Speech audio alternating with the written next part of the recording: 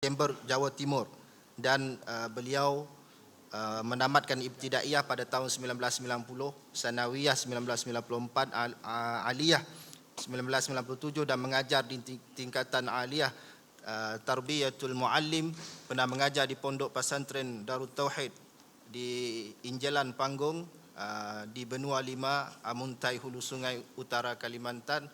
Dan beliau kalau kita lihat di dalam video-video rakaman, beliau banyak berdebat dengan golongan Salafi dan Wahabi dalam pelbagai isu, dan insya-Allah beliau akan membincangkan berkaitan dengan manhaj dan pemikiran Ibnu Taimiyah. Falyatafaddal mashkura.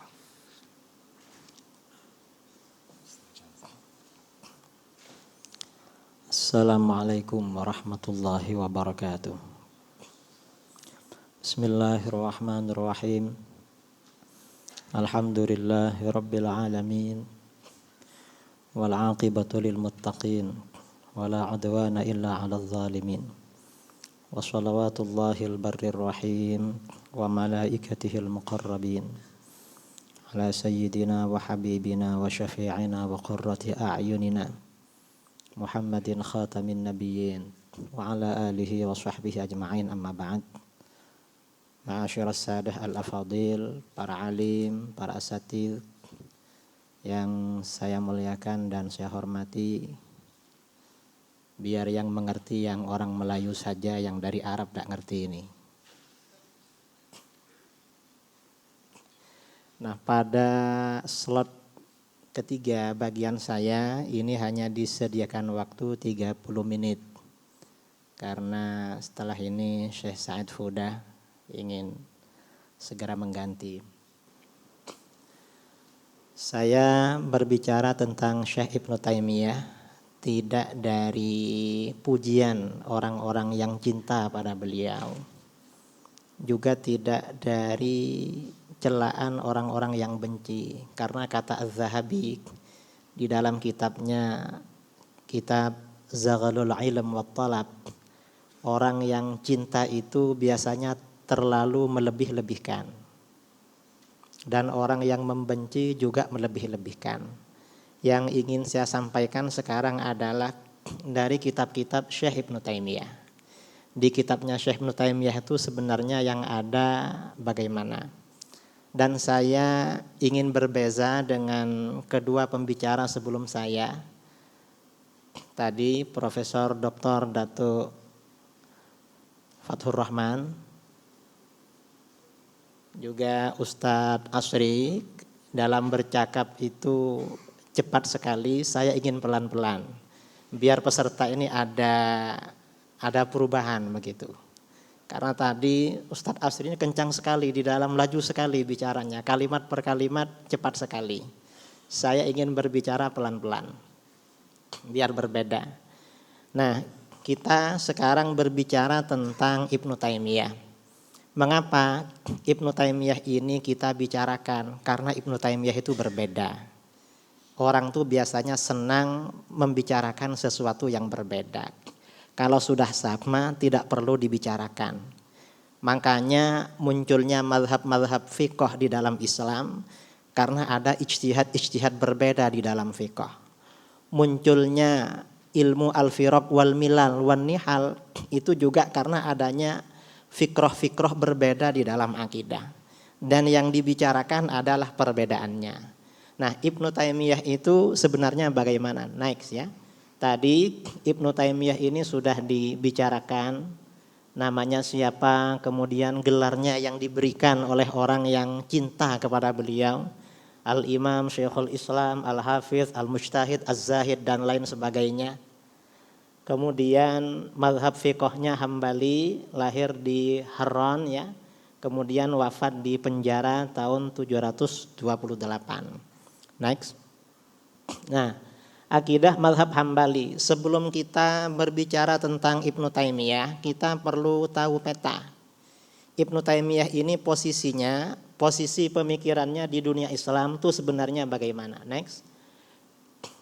Nah, terus jadi dalam peta pemikiran Islam, seluruh Malikiyah, Syafi'iyah kemudian sepertiga Hanafiyah dan sebagian Hanabilah mengikuti mazhab Asy'ari sejak masa Al-Baqillani. Dan Imam Asy'ari ini memang ulama yang ditarik-tarik oleh seluruh mazhab. Kata ulama Hanafiyah, Imam Asy'ari ini mazhabnya Hanafi. Kata Syafi'iyah, mazhabnya Syafi'i. Kata Hanabilah, mazhabnya Hambali. Kata Malikiyah, mazhabnya Maliki. Mungkin karena hebat. Orang itu kalau hebat banyak yang mengaku biasanya. Itu Imam Asy'ari. Dan karena pengikutnya juga dari semua mazhab. Kemudian next. 2/3 Hanafiyah mengikuti mazhab Maturidi. Next. Sebagian Hanabilah termasuk ahli tafwid dan tidak membicarakan hal-hal mutasyabih. Next. Nah terus next lagi.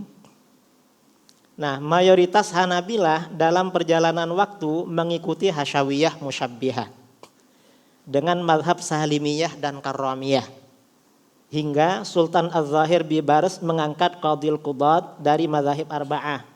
Akhirnya Hanabilah banyak berdiskusi dengan Ahlus Sunnah sehingga penyakit bid'ah mereka mulai hilang dan hampir tidak tersisa seorang Hasyawi di antara mereka. Seandainya kaum imigran Harran setelah bencana Baghdad tidak singgah ke Syam, dari imigran itulah lahir Ibnu Taimiyah yang berhasil mengembalikan Hanabilah menjadi Hasyawiyah lagi. Next. Nah ini kalau kita prosentase ya, jadi Syafi'iyah ini 100% Asy'ariyah. Kecuali ba'dus syawat, sebagian orang yang syad yang layu tabar fi Syafi'iyah. Juga Malikiyah 100% itu Asy'ariyah. Kecuali orang-orang yang syad seperti tadi Ustadz Sobri menyebutkan namanya Ibnu Khuwais Mandad. Ibnu Khuwais Mandad itu ulama yang bermazhab Maliki, tetapi di kalangan Malikiyah fatwa-fatwanya tidak dianggap ulama yang muktabar karena termasuk syad. Di setiap mazhab itu ada tokoh-tokoh yang syad. Dan tokoh-tokoh yang syad itu tidak bisa dijadikan keputusannya dijadikan hakim untuk menghakimi satu mazhab secara keseluruhan. Misalnya Ibnu Khuwais Mandad dianggap sebagai wakil dari mazhab Maliki. Karena mayoriti Maliki itu mazhabnya Asy'ariyah. Kemudian Hanafiyah 1/3 atau 35% lah mazhabnya Asy'ariyah. Next. Ini kalau persentase. Next. Kemudian ada perpecahan di internal Hanabilah dalam akidah. Next. Nah, ini berangkat dari apa yang dikatakan oleh Imam Abu Hafs bin Syahin. Abu Hafs bin Syahin mengatakan, rajulani sholihani bulia bi ashabin su, Ja'far bin Muhammad wa Ahmad bin Hambal. Ada dua tokoh besar yang soleh, reputasinya, nama baiknya dirusak oleh para pengikut yang buruk, yaitu Ja'far bin Muhammad As-Shadiq dan Imam Ahmad bin Hambal. Imam Ja'far As-Shadiq ini yang merusak adalah orang-orang Syiah.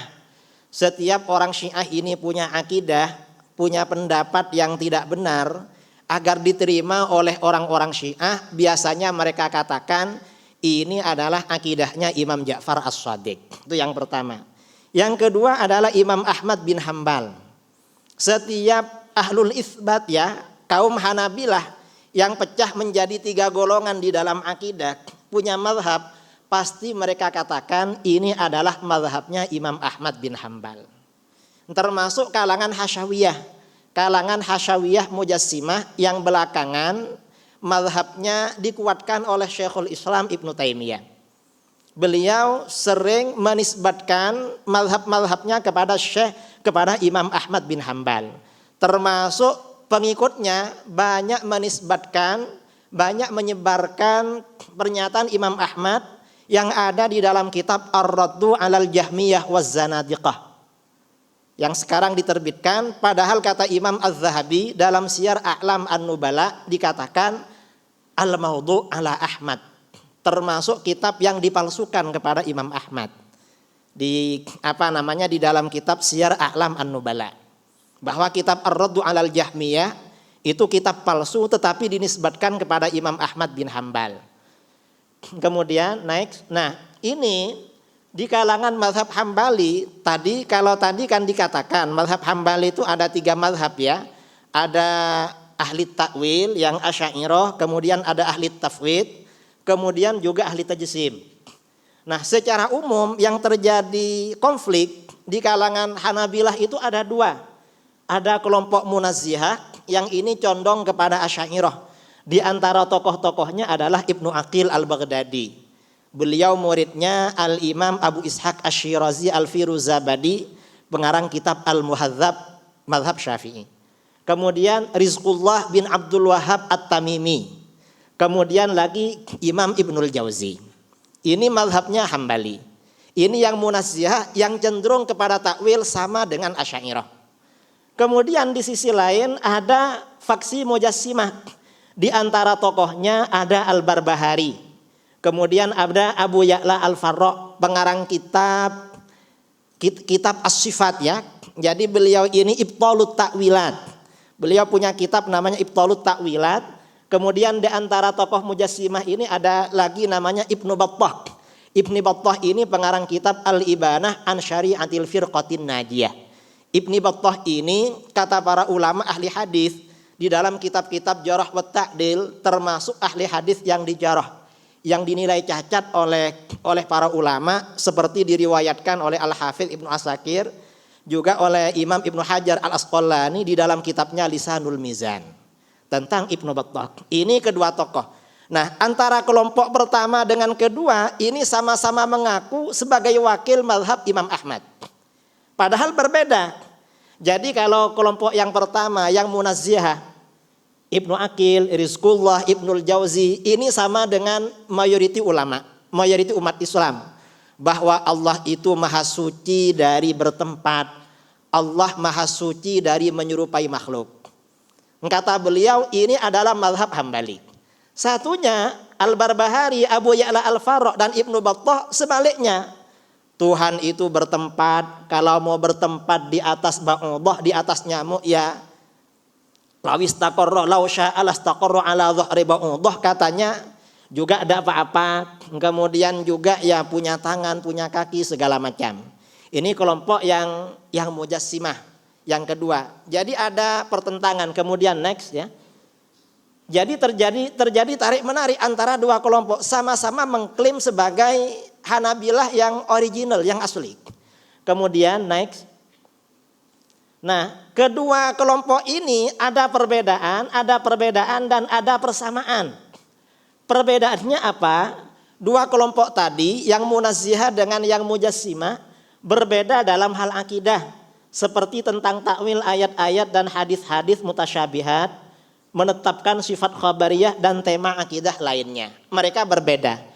Tetapi ada persamaan. Persamaannya apa? Sama-sama mengikuti ajaran tasawuf, sama-sama mengakui dan melakukan ziarah kubur. Kemudian istighatsah, tawassul, tabarruk dengan orang soleh yang sudah wafat. Ini sebelum masa Syekh Ibnu Taimiyah. Jadi yang berbeda di dalam akidah ini, di dalam tasawuf dan di dalam amaliyah tidak ada perbedaan. Kemudian next. Nah, Ibnu Taimiyah adalah satu-satunya tokoh yang merubah laluan mazhab Hambali menjadi lebih ekstrim. Terutama dalam pertama, mendukung aliran Ghulatul Hanabilah yang cenderung tajsim dan mengikuti aliran Karramiyah. Ini yang pertama. Kedua, membunuh suara kelompok Fudhala'ul Hanabilah yang diwakili oleh kelompok Ibnul Jauzi yang beraliran Munazzihah. Ketiga, mengharamkan ziarah makam Nabi sallallahu alaihi wasallam, para wali, istighatsah, tawassul, tabarruk dengan orang soleh yang sudah wafat dan lain-lain. Dan fatwa-fatwa yang keluar dari mazhab. Ini sebelumnya masih belum ada. Ini termasuk ibtikarat Ibnu Taimiyah. Termasuk ibtida'at Syekh Ibnu Taimiyah. Sebelumnya belum pernah ada. Kemudian next. Nah, tapi meski demikian Ibnu Taimiyah tidak sepenuhnya melarang semua tradisi kaum sufi. Ibnu Taimiyah masih membolehkan membaca Al-Qur'an di kuburan, menghadiahkan pahala bacaan Al-Qur'an dan ibadah lainnya kepada orang mati, zikir bersama, tahlilan, Maulid Nabi dan lain-lain. Ini Ibnu Taimiyah masih boleh.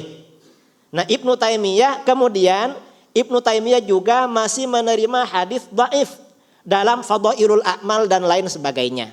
Karena Salafi yang sekarang yang mengikuti fikrah dan manhaj Ibnu Taimiyah, kelompoknya Syekh Al-Albani ini sangat alergi ya, sangat menolak terhadap hadis dhaif.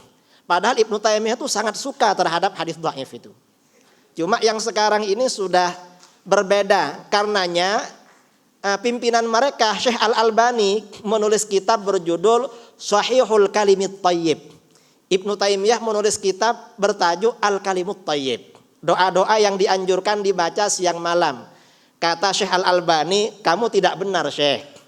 Kitab kamu tak benar. Yang benar adalah Shahihul Kalimit Thayyib. Jadi yang dhaif tak bagi dipakai. Kamu ini walaupun Syekhul Islam masih keliru lagi. Jadi sebenarnya Syekh Ibnu Taimiyah ini sudah disalahkan oleh pengikutnya sendiri. Ini bukan kita ya. Nah, karena ada tepuk tangannya kan kalau pelan-pelan nih. Kalau tadi tak ada tepuk tangan, soalnya kencang sekali suaranya. Kemudian next ya. Nah, kemudian next lagi. Ibnu Taimiyah ini sekarang yang kita bicarakan perbedaannya sebenarnya bagaimana? Ini Al-Imam Al-Hafidz Waliyuddin Al-Iraqi di dalam kitabnya Al-Ajwibah Al-Mardiyah Alal As'ilatil Makkiyah, beliau mengatakan ilmuhu ay Ibnu Taimiyah akbaru min aqli. Ilmunya lebih besar daripada akalnya. Artinya apa? Ibnu Taimiyah ini hafalannya banyak, tetapi akalnya tidak muat. Ini kata beliau. Kata Al-Imam Al-Hafidz Waliyuddin Al-Iraqi. Dan beliau ini termasuk satu-satunya tokoh wasatiyah. Menganggap Ibnu Taimiyah ini ilmu akbaru min aqli. Kemudian kata beliau, innahu kharaqal ijma' fi masail katsirah. Ibnu Taimiyah melanggar atau keluar ijma' ulama dalam sekian banyak masalah. Sekitar 60 masalah. Sebagian dalam masalah usul, sebagian dalam masalah furu'. Next. Nah, tentang perbedaan Ibnu Taimiyah berbeda dengan ijma' ulama yang akan kita bicarakan dalam usul dan furu'. Pertama, pendapat Ibnu Taimiyah dalam furu' yang berbeda dengan ijma' ini telah disikapi oleh para ulama Hanabilah dari perspektif mazhab Hambali. Artinya bagaimana? Kita ini kalau membaca kitab-kitab fikih Hambali, setelahnya generasi Ibnu Taimiyah, termasuk Ibnu Muflih dalam kitab Al-Furu', atau di bawahnya lagi misalnya Al-Mardawi di dalam kitab Al-Insaf fi bayanir rajih minal khilaf, atau yang mutakhir lagi yang menulis kitab Kasyaful Qina ya, Alamat Il-Iqna, Syekh Mansur bin Yunus itu artinya bagaimana pendapat Ibnu Taimiyah yang berbeda dengan mazhab ya disikapi secara sesuai dengan kaidah mazhab. Kalau tidak sesuai dikatakan tidak sesuai. Itu Ibnu Taimiyah. Kemudian yang kedua, ini yang akan kita bicarakan, pendapat Ibnu Taimiyah dalam usul atau dalam furu' yang diposisikan seperti usul. Sebagian besar yang berbeda dengan mayoriti umat Islam ini masuk dalam rumusan pembagian tauhid menjadi 3 yang dibuatnya. Yaitu ada tauhid rububiyah, tauhid uluhiyah, tauhid asma was sifat. Jadi tauhid uluhiyah, tauhid rububiyah, tauhid asma was sifat ini murni dari Ibnu Taimiyah. Walaupun ucapan rububiyah, uluhiyah ini sebelum Ibnu Taimiyah itu sudah ada, tetapi tatbik aplikasinya itu belum ada. Yang mengembangkan ini murni dari Ibnu Taimiyah. Nah, perbedaan Ibnu Taimiyah di dalam usul dan furu' ini rumusannya ada di dalam 3 tauhid ini. Next. Rumusannya bagaimana? Next. Jadi ini ya tauhid 3 Ibnu Taimiyah terus next. Nah, yang pertama tauhid rububiyah. Tauhid rububiyah ini pengakuan bahwa yang menciptakan, memiliki dan mengatur langit, bumi serta seisinya adalah Allah. Ini yang dimaksud makna rububiyah. Apakah arti ini salah? Tidak salah. Memang yang menciptakan, mengatur, memiliki bumi, langit semuanya adalah Allah. Cuma yang menjadi penolakan para ulama terhadap konsep tauhid rububiyah ini karena 3 hal. Apa? Pertama, menurut Ibnu Taimiyah, tauhid rububiyah ini telah diyakini oleh semua orang, baik orang-orang musyrik maupun orang-orang mukmin. Jadi menurut Ibnu Taimiyah, jami'un nas mu'minihim wa musyrikihim yu'minuna bitauhidir rububiyah. Ini yang ditolak oleh para ulama. Karena kita ini sudah maklum ya, banyak orang-orang yang tidak percaya kepada Tuhan. Karenanya di dalam Al-Qur'an, wa ma yuhlikuna illad dahr. Kelompok Duhriyah yang meyakini bahwa Tuhan itu memang tidak ada. Di dalam syair Arab ada syair yang terkenal di dalam ilmu balaghah, asyabas saghira wa afnal kabira karrul ghadati wa marrul ashi. Ini kebanyakan orang-orang musyrik yang tidak percaya tauhid rububiyah. Tapi kata Syekh Ibnu Taimiyah, semuanya beriman secara rububiyah. Ini alasan pertama. Yang kedua, menghususkan makna rububiyah pada makna yang telah disebutkan di atas. Padahal tauhid uluhiyah juga memiliki jangkauan makna yang sama. Yang ketiga, anggapan bahwa semua orang kafir bertauhid secara rububiyah. Ini yang ditolak oleh para ulama. Kemudian next. Tauhid uluhiyah, pelaksanaan ibadah yang hanya ditujukan kepada Allah. Ini memang benar. Yang namanya ibadah memang harus kepada Allah. Tidak boleh kepada selain Allah. Tetapi penolakan para ulama terhadap konsep tauhid uluhiyah ini karena 3 hal. Pertama, menghususkan makna uluhiyah pada makna yang disebutkan di atas. Padahal rububiyah juga memiliki jangkauan makna yang sama. Yang kedua, Ibnu Taimiyah memberikan arti uluhiyah dan aplikasinya pada jangkauan yang terlalu luas dan melebihi yang semestinya sehingga melahirkan konsep takfiri. Di dalam kitab-kitab tauhid Ibnu Taimiyah atau tauhid yang dikarang oleh ulama-ulama Wahabi seperti kitab Fathul Majid karangan Abdurrahman bin Hasan bin Muhammad bin Abdul Wahab, cucunya pendiri Wahabi itu ya, atau kitab satunya lagi di dalam kitab-kitab tauhid Wahabi ini mereka ini memang memberikan arti ibadah terlalu luas. Tabarruk dianggap beribadah, tawassul ibadah, istighatsah ibadah. Padahal sebelumnya oleh para ulama tidak dianggap ibadah. Karena ini dianggap ibadah, akibatnya orang yang beristighatsah, bertawassul, bertabarruk dengan para anbiya, para aulia, kafir, musyrik. Padahal ini riwayat di dalam Al-Quran, kemudian riwayat dari hadis-hadis tentang istighatsah, tawassul, juga athar dari para sahabat, ulama salaf itu sangat banyak sekali. Dari konsep tauhid rububiyah uluhiyah ini, Ibnu Taimiyah melahirkan kelompok, melahirkan mazhab yang punya fikrah mengkafirkan mayoritas umat Islam. Walaupun secara tidak langsung tetapi secara lazimul mazhab takfir kepada para sahabat. Karena para sahabat itu yang mengajarkan istighatsah, tawassul, tabarruk. Alasannya melanggar tauhid uluhiyah. Ini yang kedua. Yang ketiga, belum next. Kok next duluan ini? Ya gini ini kalau dengarkan, yang tukang next dengarkan saya. Ibnu Taimiyah menegaskan bahwa para nabi diutus hanyalah untuk menyebarkan tauhid uluhiyah saja. Karena tauhid rububiyah telah diyakini oleh semua manusia. Ini kata Ibnu Taimiyah. Jadi kata Ibnu Taimiyah, para anbiya itu diutus hanya untuk uluhiyah. Padahal di dalam kitab-kitab hadis, di dalam kitab-kitab sirah, tidak ada nas yang mengatakan Rasulullah bersabda, ma ursiltu ilaikum illa li tauhidil uluhiyah. Tidak pernah ada seperti itu. Cuma di dalam kitab-kitab Ibnu Taimiyah, karena ghulu ya, Ibnu Taimiyah ini kalau punya pendapat biasanya ghulu, berlebih-lebihan. Karenanya kalau Ustadz Sobri mengatakan Ibnu Taimiyah ini raidul wasatiyah, kalau saya sebaliknya raidul ghulu wat tatarruf. Itu kalau menurut saya Ustadz ya. Raidul ghulu wat tatarruf fil aqidah wal manhaj wal fikrah. Itu menurut saya, bukan cuma 2 tapi 3. Karena beliau ini memang benar-benar ghulu. Kemudian next.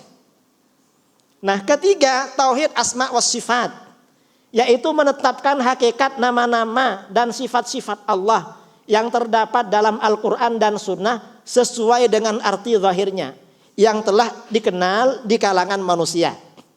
Nah, penolakan para ulama terhadap konsep tauhid asma wa sifat ini karena 2 hal.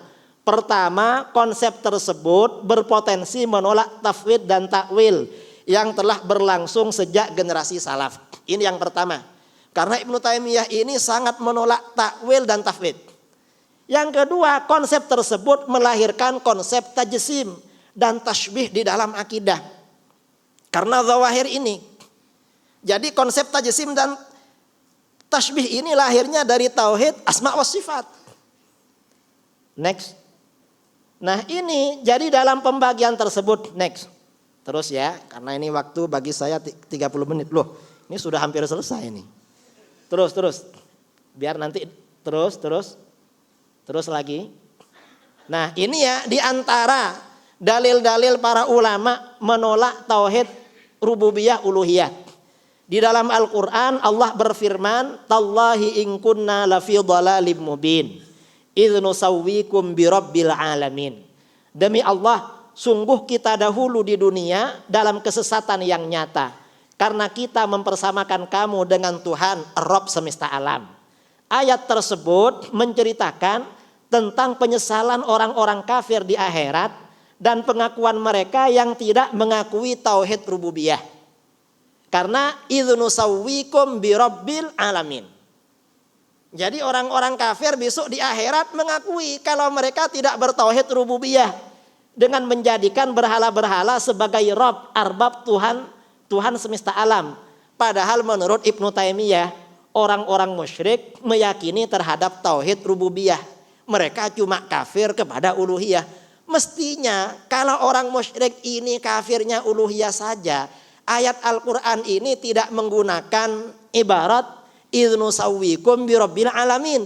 Mestinya idz nusawwikum biilahil alamin. Mestinya begitu. Tapi ternyata Al-Quran kan tidak itu. Nah, ini manhaj yang wasatiyah yang diikuti oleh para ulama. Jadi kaidah-kaidah akidah di dalam Al-Quran diistiqra, disesuaikan dengan Al-Quran, dengan nusus Al-Quran itu. Kemudian berikutnya next ya. Ini sama ya, ayat-ayat Al-Quran. Al-Baqarah ayat 21, Al-Baqarah 258, An-Nisa ayat 1, Al-Maidah 112, Al-An'am ayat 1, dan banyak ayat yang lain bertentangan dengan tauhid rububiyah uluhiyah. Karenanya Ibnu Taimiyah yang mengakui, yang menyebarkan tauhid rububiyah uluhiyah ini tidak diterima oleh para ulama. Mayoriti ulama tidak menerima. Mengapa? Tidak sesuai dengan Al-Quran. Jangan dikira mayoriti ulama qadil qudat pada masa beliau yang memfatwakan Ibnu Taimiyah ini masuk penjara. Jangan dikira mereka salah. Mereka ini hafal Al-Quran, hafal hadis, menguasai terhadap qawaid. Dalilnya banyak sekali. Jadi bukan mereka ini karena apa namanya? Karena akron, karena dendam atau benci, sama sekali tidak. Tapi karena memang berbeda. Ibnu Taimiyah ini di dalam fikrah dan manhajnya memang berbeda. Next. Kemudian hadis ya, hadis Nabi yang menolak tauhid rububiyah uluhiyah. Jadi besok orang itu di alam kubur, di dalam hadis riwayat Muslim, dalam riwayat Muslim dari Al-Bara bin Azib anin Nabi sallallahu alaihi wasallam, qal yuthabbitullahu alladhina amanu bil qawli tsabit, qal nazalat fi adzabil qabr fayuqalu lah man rabbuk fayaqul rabbiyallah wa nabiyyi Muhammad sallallahu alaihi wasallam. Jadi besok di alam kubur pertanyaan dari malaikat Mungkar Nakir kepada orang mukmin, man rabbuka. Cuma itu. Jadi pertanyaannya cuma tauhid rububiyah. Mengapa tauhid uluhiyah tidak ditanya? Karena tauhid uluhiyah dan rububiyah itu sudah talazum, satu kesatuan dengan rububiyah. Seandainya tauhid rububiyah itu tak cukup, masih perlu tauhid uluhiyah, pasti pertanyaan malaikat ada dua. marrabbuka wa man ilahuka. Pasti ada pertanyaan begitu. Ternyata pertanyaan itu tak ada. Dan seandainya pertanyaan ini hanya rububiyah, pastinya orang kafir masuk surga semua. Karena kata Syekh Ibnu Taimiyah, orang kafir semuanya bertauhid rububiyah. Pasti mereka boleh jawab. Ternyata kan tak boleh jawab dalam riwayat lain. Ini di antara nusus ya Al-Quran dan hadis yang menolak terhadap tauhid rububiyah uluhiyah. Next. Nah, ini ya pengaruh tauhid rububiyah uluhiyah. Istighatsah syirik, tawassul syirik, tabarruk syirik, berdoa di kuburan syirik, bermazhab syirik, sebagian sahabat syirik, azimat tangkal syirik, mayoriti umat Islam syirik, meneliti asar, tatabbu'ul asar, tatabbu' asaril anbiya syirik dan bid'ah. Ini gara-gara tauhid uluhiyah. Kemudian tauhid asma wa sifat. Next. Nah ini ya pengaruh tauhid rububiyah uluhiyah. Abu Jahal dan Abu Lahab lebih bertauhid daripada umat Islam yang bertawassul. In dalam kitab Kaifa Nafhamut Tauhid karangan ulama Wahabi di Saudi Arabia, Muhammad bin Ahmad Bashmil, halaman 16, ada bab tauhidu Abi Jahal wa Abi Lahab. Jadi Abu Jahal dan Abu Lahab ini perlu dibela. Abu Jahal wa Abu Lahab wa man ala dinihim minal musyrikin kanu yu'minuna billah wa yuwahhidunahu fir rububiyyah khaliqan wa raziqan muhyan wa mumitan ila akhirih. Entah ada di hadis mana itu.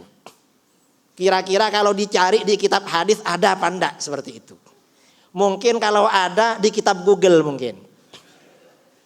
Kemudian ajibun wa gharib ayyakuna Abu Jahlin wa Abu Lahab aktsara tauhidan lillah wa akhlasa imanan bihi minal muslimin alladzina tawassaluna bil auliya was salihin wa yastashfi'una bihim ilallah.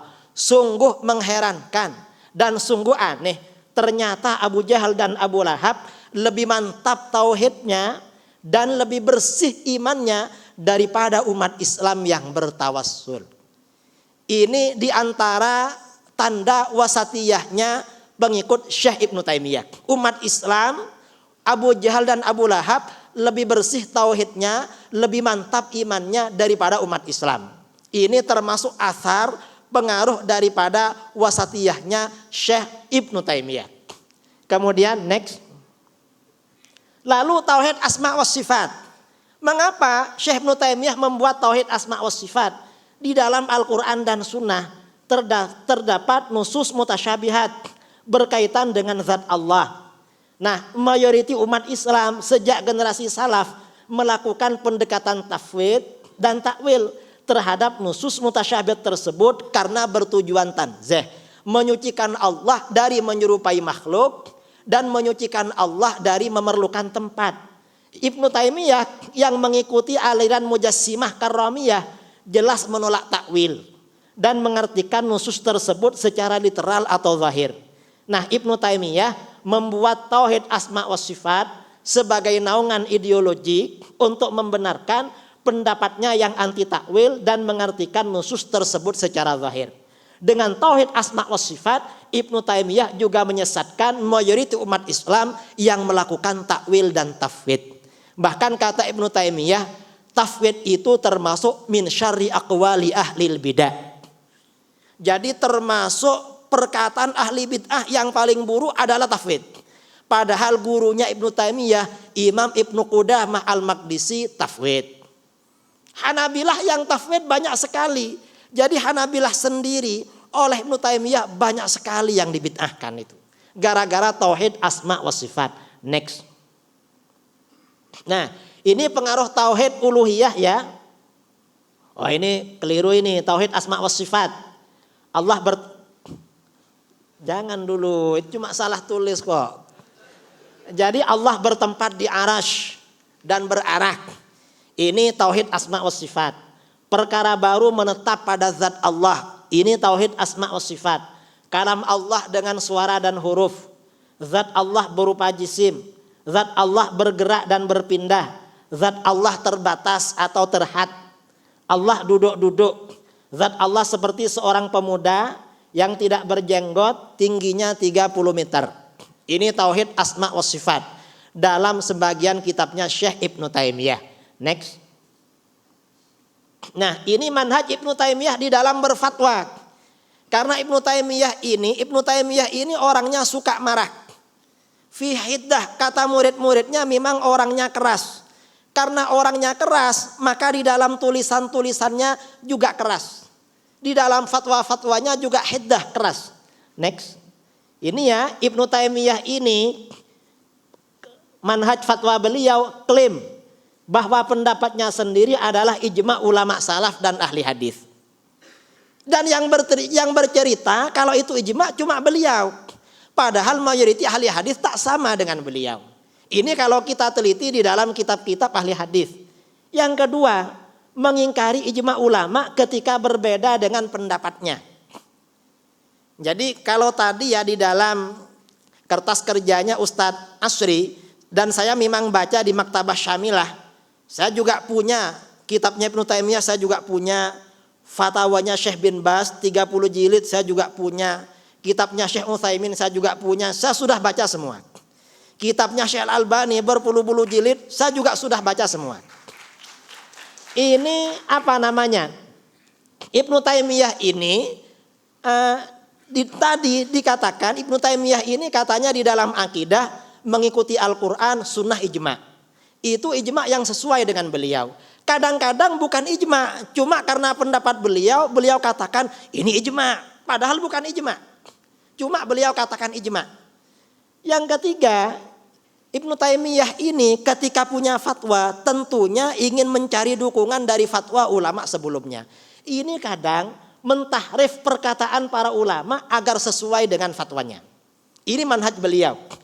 Yang keempat, beliau ini ketika fatwanya bertentangan dengan hadis-hadis, apakah ini hadis sahih bahkan mutawatir, beliau ini tidak segan-segan mengatakan, "Tidak ada hadisnya, hadis macam ini tidak ada." Beliau ini bahasanya di dalam kitab-kitabnya sering mengatakan, "Hadzal hadis kizbun bittifaqi ahlil ma'rifati bil hadis." Hadis ini adalah dusta berdasarkan kesepakatan orang-orang yang tahu terhadap hadis. Padahal setelah dicari hadisnya mutawatir. Itu Ibnu Taimiyah. Next. Ini contoh ya. Nah, ini coba kembali lagi. Next. Ini di dalam kitab, beliau punya kitab namanya Ziyaratul Qubur wal Istinjad bil Maqbur. Ini scan dari kitab beliau.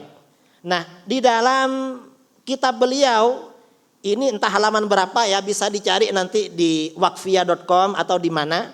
Wa ammat tamassuh bil qabri ayyu qabrin kana wa takdiluhu wa tamrighul khaddi alaihi faman hiyun anhu bittifaqil muslimin. Adapun mengusap-usap kuburan siapa saja termasuk kuburan nabi, para mungkin malaikat kalau ada yang mati, untungnya malaikat ada yang mati ya. Kemudian mencium kuburan dan mengusap-usapkan pipi pada kuburan itu dilarang berdasarkan kesepakatan kaum muslimin. Walau kana dzalika min quburil anbiya, walaupun itu kuburan para nabi. Walam yaf'al hadza ahadun min salafil ummah wa a'immatiha. Dan ini belum pernah dilakukan oleh siapapun dari orang salaf, baik yang ulama maupun yang orang biasa. Bal hadza minasyirki, ini termasuk syirik. Coba next. Nah, ini dalam kitab Musnad karangan Imam Ahmad bin Hambal. Next. Dalam kitab Musnad Ahmad bin Hambal, next. Ternyata di dalam Musnad Ahmad bin Hambal, sahabat Abu Ayyub Al-Ansari mencium makam kuburan Rasulullah SAW. Kata Ibnu Taimiyah, tidak pernah dilakukan dulu. Karena itu termasuk syirik. Berarti secara tidak langsung lazimul qaul ya, dari mazhabnya Syekh Ibnu Taimiyah, takfir terhadap Abu Ayyub Al-Ansari. Juga takfir terhadap Imam Ahmad bin Hambal. Mengapa? Karena beliau yang meriwayatkan hadis. Hadis yang ada di dalam Al-Musnad, kata Imam Ahmad, adalah termasuk hadis yang hujjah, kata beliau. Next. Nah, ini di dalam kitab Al-Ilal wa Ma'rifatur Rijal karangan Imam Ahmad bin Hambal. Ini scan. Imam Ahmad membolehkan bertabarruk dengan cara mengusap dan mencium mimbar dan makam Nabi sallallahu alaihi wasallam dengan maksud taqarrub kepada Allah.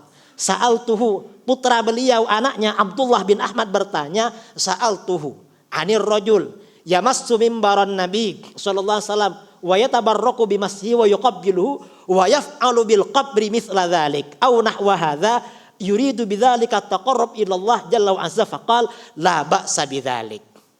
Jadi mencium, mengusap makam Rasulullah tidak apa-apa, tujuan tabarruk. Ini kata Imam Ahmad. Kata Ibnu Taimiyah, hadza minasyirki. Jadi imamnya Ahmad bin Hambal, berarti kalau begitu Ibnu Taimiyah ini putus hubungan dengan Imam Ahmad. Jadi mengaku mengikuti mazhab Hambali tapi tidak sama dengan imamnya sendiri. Lalu Hanabilah yang mana kalau begitu? Kemudian next. Nah ini sebentar. Oh ya, terus ini dalam kitab Majmu' Fatawa ya. Jadi dalam Majmu' Fatawa Syekh Ibnu Taimiyah ini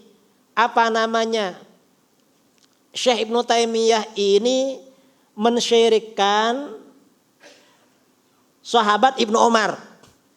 Mensyirikkan sahabat Ibnu Taimiyah ini mentahrif perkataan ulama Imam Malik tentang walihadza la yusannu bittifaqil a'immah ayyuqabbir rajul aw yastalim ruknayil bait alladzaini yaliyanil hajar wala judranal bait wala maqam Ibrahim wala qabru ahadin minal anbiya was salihin hatta tanaza'al fuqaha fi wad'il yad ala minbari sayyidina Rasulullah sallallahu alaihi wasallam lamma kauna mawjudan fakarihahu Malik wa ghairuhu li'annahu bid'ah.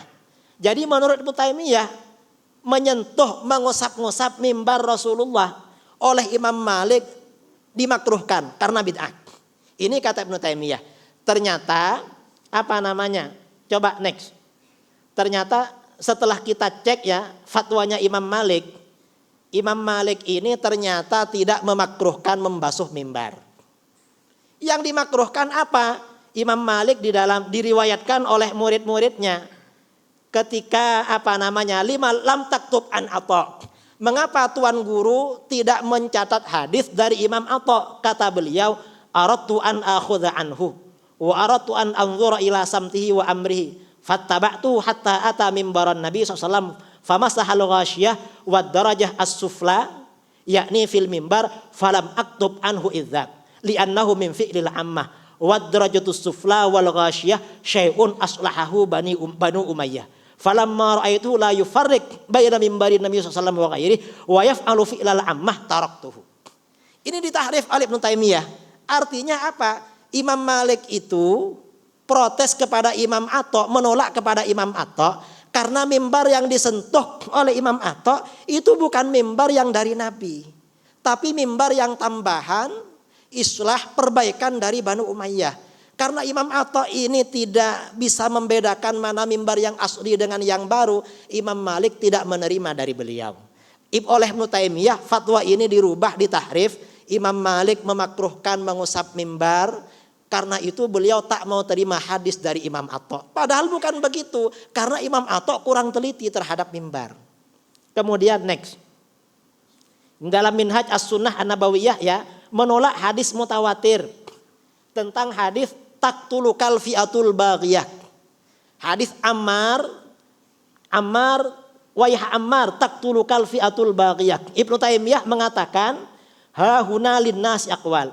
Minhum man qadaha fi hadits Ammar. Sebagian ulama ada yang mencela, artinya tidak mensahihkan hadisnya Ammar. Fa ba'dhum dha'afahu. Sebagian menganggap dhaif. Next. Ternyata hadis tentang Ammar bin Yasir ini hadis mutawatir.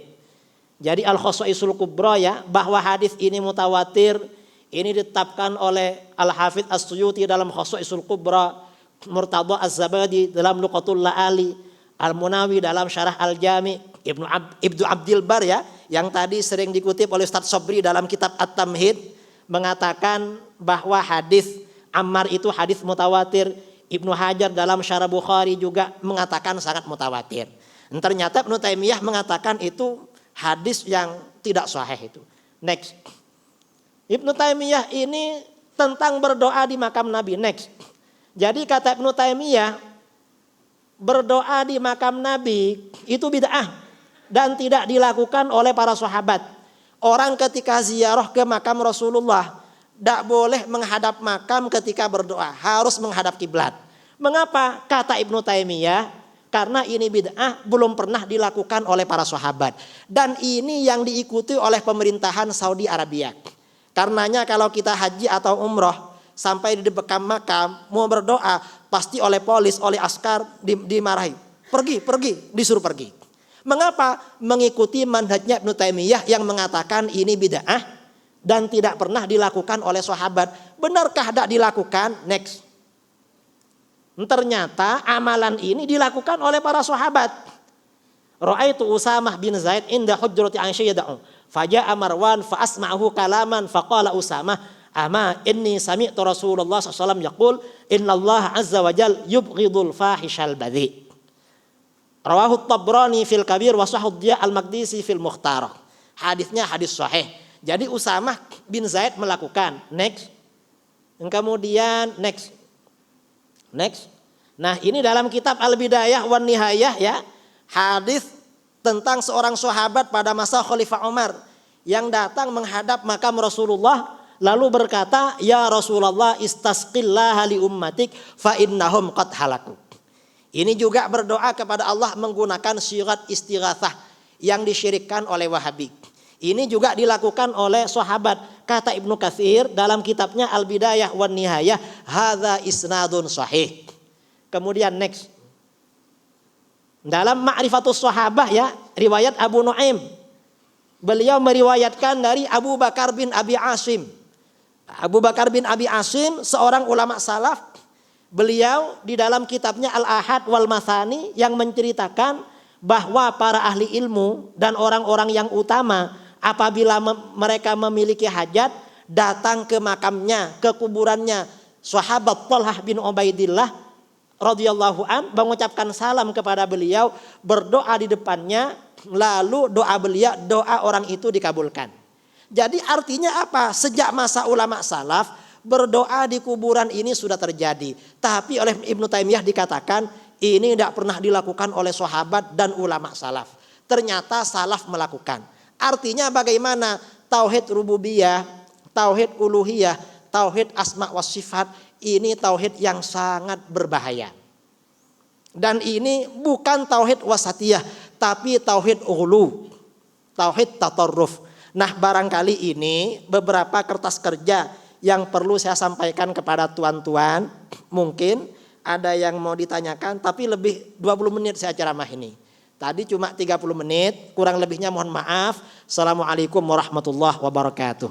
Waalaikumsalam warahmatullahi taala wabarakatuh. Jazakumullah khairal jaza diucapkan kepada Kiai Muhammad Idrus Ramli. Kita nak buka satu soalan.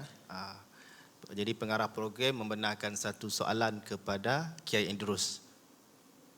Kalau ada soalan, silakan. Selebihnya nanti kita akan bersama Kiai petang selepas daripada solat zuhur di dalam sesi forum bersama dengan Dr. Sa'id Fawdah insya-Allah. Jadi kita lihat ramai peminat Kiai yang datang pada hari ini insya-Allah. Jadi jangan balik dululah. Petang nanti insya-Allah kita bersama dengan Kiai, dan esok kita ada program sebagai satu makluman kepada tuan-tuan dan puan-puan bersama dengan Kiai Idrus Ramli, dan boleh berhubung dengan urus dia untuk mendaftarkan diri berkaitan dengan anti hadis dan liberalism. InsyaAllah Kiai Idrus Ramli akan membuat satu bengkel khas kepada peserta yang berminat. Baik, kalau tidak ada soalan, dengan ini majlis menjemput. Ada soalan? Okay. Satu soalan sahaja. Boleh?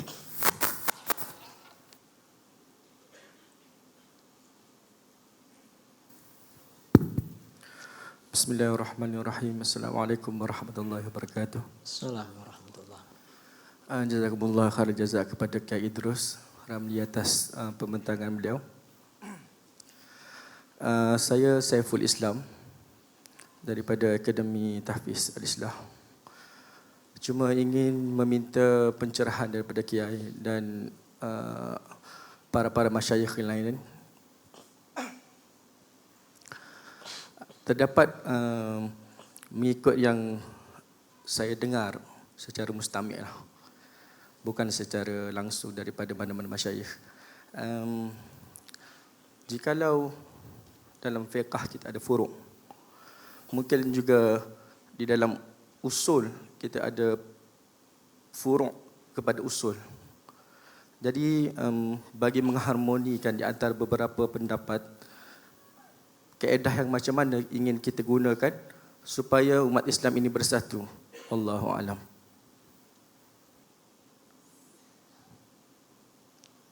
Jadi kalau umat Islam ini bersatu di dalam mazhab maksudnya. Kalau bersatu dalam mazhab tak mungkin. Karena ini memang sudah nasib umat Islam berpecah belah.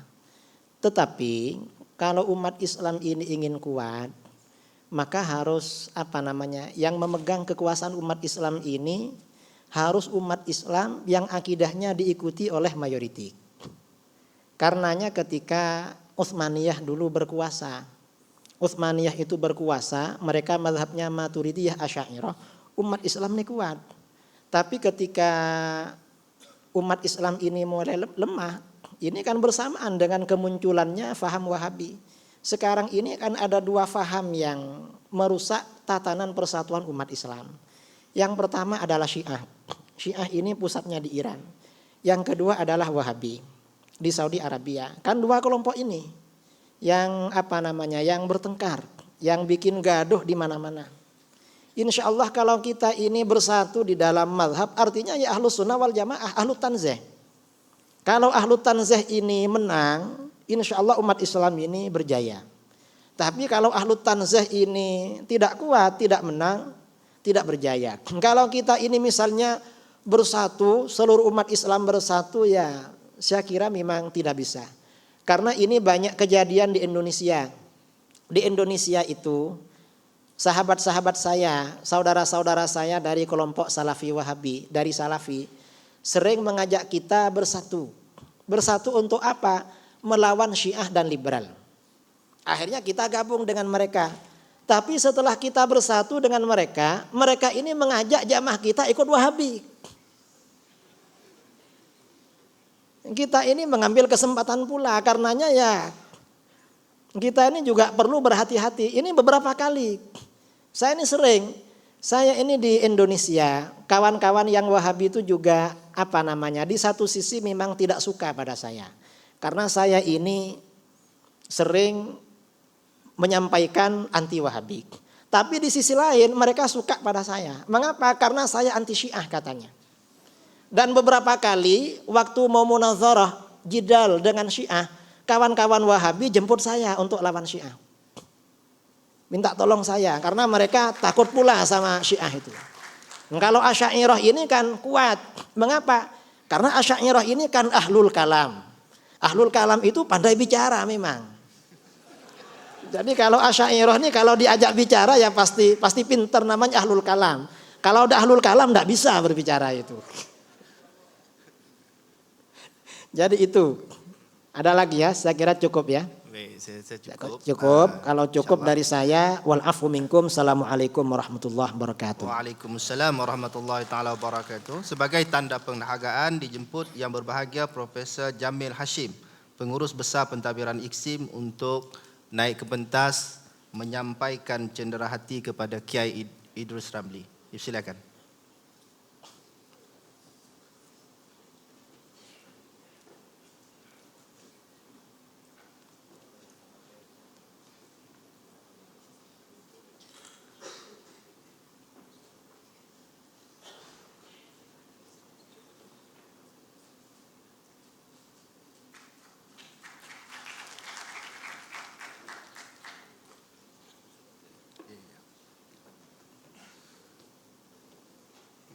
Majlis merakamkan setinggi-tinggi penghargaan dan terima kasih kepada Kiai Idrus Ramli di atas pembentangan beliau sebentar tadi.